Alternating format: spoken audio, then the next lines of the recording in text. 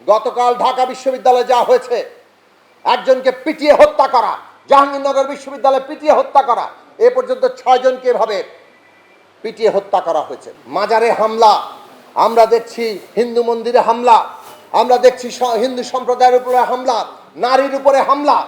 এইগুলো অস্থিতিশীলতা সৃষ্টি করার জন্য ফ্যাসিস্টদের দোসররাই করছে।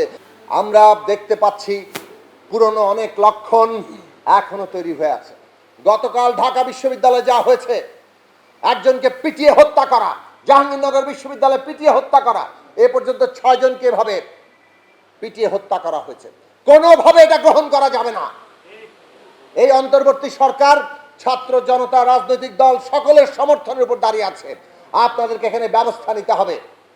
ষড়যন্ত্রকারীরা ষড়যন্ত্র করতে পারে, কিন্তু ষড়যন্ত্রকারীদের সফল হতে দেওয়া যাবে না। অবশ্যই এদেরকে আইনের আওতায়, বিচারের আওতায় আনতে হবে যারা এই হত্যাকাণ্ড চালিয়েছে। আগামীর বাংলাদেশ ফ্যাসিস্টরা যে পথে চালিয়েছে তার কোনো লক্ষণ আমরা দেখতে চাই না, এবং সেই বাংলাদেশে প্রতিষ্ঠার ক্ষেত্রে কোনো রকম শিথিলতা সেটাও আমরা দেখতে চাই না। রাষ্ট্রশক্তি যারা এখানে অবহেলা করবে, দায়িত্ব অবহেলা করবে, তাদের বিরুদ্ধে দৃঢ় অবস্থান গ্রহণ করেন। আমরা দেখছি পুলিশ বাহিনী এখনো ঠিকমতো কাজ করছে না। পুনর্গঠন করেন, সংস্কার করেন। যারা কাজ করবে না তাদের বিরুদ্ধে অবিলম্বে বিভাগীয় ব্যবস্থা নেন, চাকরি থেকে বরখাস্ত করেন। বাংলাদেশের জনগণের জানমাল দিয়ে কাউকে ছিনিমিনি খেলতে দেওয়া হবে না, এবং অন্তর্বর্তী সরকারকে সেই রকম দৃঢ় অবস্থানের জায়গায় যেতে হবে। বাংলাদেশের এই পরিবর্তনগুলো আমরা দেখতে চাই। মাজারে হামলা, আমরা দেখছি হিন্দু মন্দিরে হামলা, আমরা দেখছি হিন্দু সম্প্রদায়ের উপরে হামলা, নারীর উপরে হামলা। এইগুলো অস্থিতিশীলতা সৃষ্টি করার জন্য ফ্যাসিস্টদের দোসররাই করছে, কিন্তু সেই দোসরদেরকে আইনের আওতায় আনতে হবে। কেবল ফ্যাসিস্টদের দোসররা করছে, সরকারকে তার কালিমালিপ্ত করার জন্য করছে, এই কথা বলে শেষ করা যাবে না।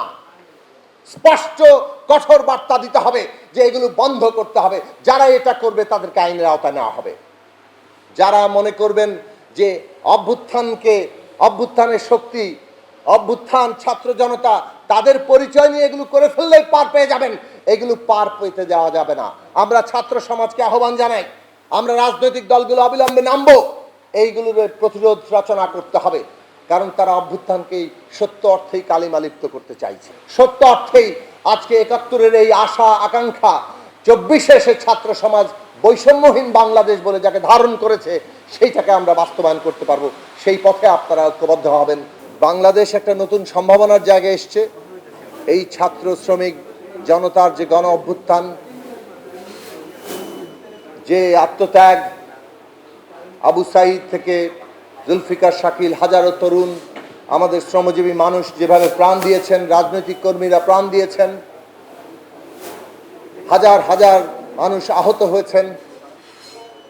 একটা বিভীষিকাময় রাষ্ট্র বাহিনী যে অত্যাচার, সেই অত্যাচার মোকাবেলা করে সমস্ত ভয়ের রাজত্ব ভেঙে দিয়ে একটা ফ্যাসিস্ট সরকারের পতন ঘটানো হয়েছে। এলো মুক্ত চিন্তার স্বাধীন দৈনিক খবরের কাগজ।